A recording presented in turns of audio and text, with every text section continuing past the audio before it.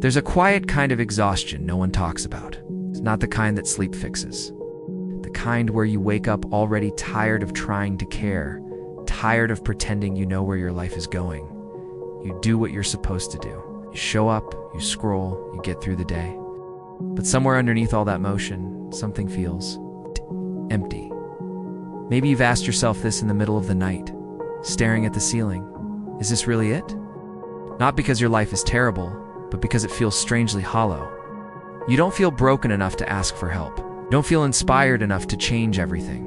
You're just stuck in that uncomfortable middle space where nothing is falling apart, but nothing feels meaningful either. And the worst part, you blame yourself for it. You think you should feel grateful. You think you should have direction by now.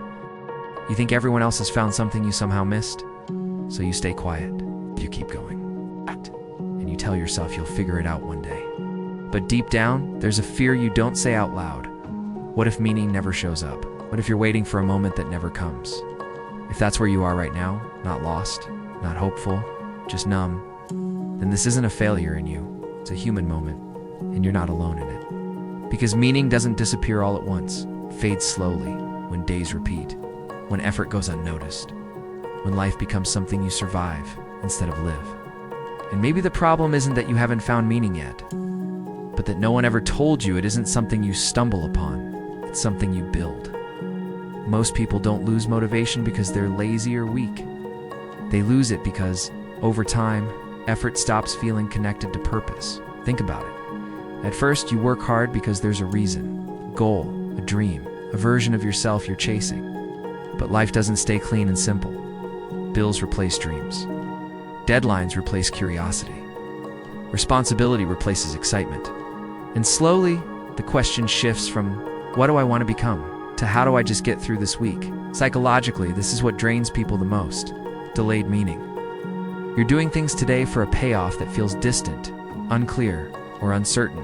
You're told, it will make sense later, but later keeps moving, so your brain adapts.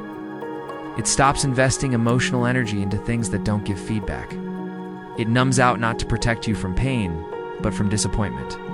This is why people say things like, I don't hate my life. I just don't feel anything about it. I used to care so much, now I don't know what happened. I'm busy all the time, but I feel empty. Another quiet problem is comparison. You're constantly exposed to people who look like they figured it out. Careers, relationships, purpose, passion, and ads. Even when you know it's curated, it still hits something deep. You start measuring your behind the scenes against someone else's highlight reel, and suddenly, your ordinary progress feels meaningless. There's also the pressure of finding your purpose, as if meaning is one big discovery waiting somewhere in the future. One job, one calling, one moment of clarity. So when that moment doesn't arrive, you assume something is wrong with you. But the truth is simpler and harder to accept. Meaning doesn't arrive fully formed. It doesn't knock on your door when you're ready. Meaning erodes when we expect it to appear, instead of recognizing it's something that grows from participation. You didn't lose motivation because you failed. You lost it because you were taught to wait for meaning, instead of being shown how to create it, piece by piece, in real life. And that misunderstanding changes everything. Here's the shift that changes things not all at once, but quietly. Stop asking what's the meaning of my life. Start asking what gives this moment a little more weight. Meaning isn't built in grand decisions. It's built in small acts of ownership. You don't need clarity to move forward. You need contact. Contact with something real, something you can affect today. Psychologically, your mind regains energy when it sees cause and effect. When effort leads to something tangible, even something small, that's how motivation is rebuilt. So instead of trying to fix your entire life, try one of these smaller, quieter principles. First, shrink the horizon. Stop living 5 years ahead of yourself. Ask only, what is one thing I can do today that slightly improves my position? Not impressively, not permanently, just honestly. It might be finishing a task you've been avoiding, going for a short walk without your phone, sending one message you've been putting off. Small actions restore agency. Agency restores meaning. Second, choose responsibility, not passion. Passion is unreliable. Responsibility chosen freely creates identity. When you take care of something consistently, it starts to matter to you. A skill, a person, commitment. You didn't quit when it got dull. Meaning grows from what you stay with. Third, allow meaning to be quiet. Not everything meaningful feels exciting. Next. Some of the most meaningful things feel repetitive, even boring from the inside. But boredom isn't emptiness. When you show up anyway, when you do the work even without emotional reward, you're laying bricks you won't see until later. And that's okay. You don't need a dramatic breakthrough. You need consistency without applause. The goal isn't to feel inspired. The goal is to build a life where inspiration eventually has a place to land. Meaning doesn't demand that you know where you're going. It asks only that you participate one moment, one choice, one step at a time. And when you do that long enough, something subtle happens.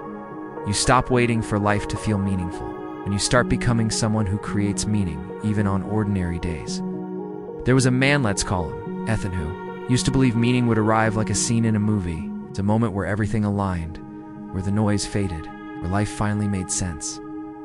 Years passed. That moment never came. Mornings found him sitting in his car, engine running, windshield fogged slightly by his breath. The world moved outside, people walking, lights changing, while he stayed still. Not lost, just disconnected. His life looked stable from the outside. But inside, every day felt like a copy of the last. Work, home, sleep, repeat, one night. The silence in his apartment felt heavier than usual. No music, no phone. Just the hum of the refrigerator and a thought he couldn't ignore anymore. If this is my life, why don't I feel like I'm in it? Nothing dramatic happened after that. No transformation montage. No sudden clarity. Just a decision the next morning to be present for one small thing. He cleaned the kitchen. Not quickly. Not distracted. Every plate placed back where it belonged. Later that week, he walked the same street after work, the sky dimming slowly above him. No headphones, just footsteps and breath and time moving forward. Days turned into weeks. At work, he stayed a little longer to help someone who looked just as tired as he felt. He showed up early, followed through, and something subtle began to change.